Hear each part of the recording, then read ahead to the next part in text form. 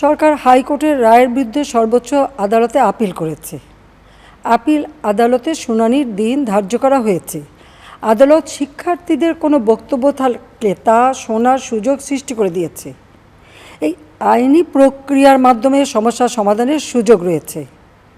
এই আইন প্রক্রিয়া সমাধানের সুযোগ থাকা সত্ত্বেও রাস্তায় আন্দোলনে নেমে দুষ্কৃতিকারীদের সংঘাতের সুযোগ করে দেবেন না।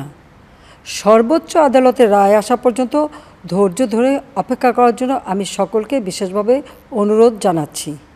আমার বিশ্বাস আমাদের ছাত্র সমাজ উচ্চ আদালত থেকে ন্যায় বিচারই পাবে, তাদের হতাশ হতে হবে না ইনশাল্লাহ। মুক্তিযুদ্ধের চেতনায় আমাদের প্রিয় মাতৃভূমিকে সকলের সহযোগিতায় স্মার্ট বাংলাদেশ হিসেবে গড়ে তুলব।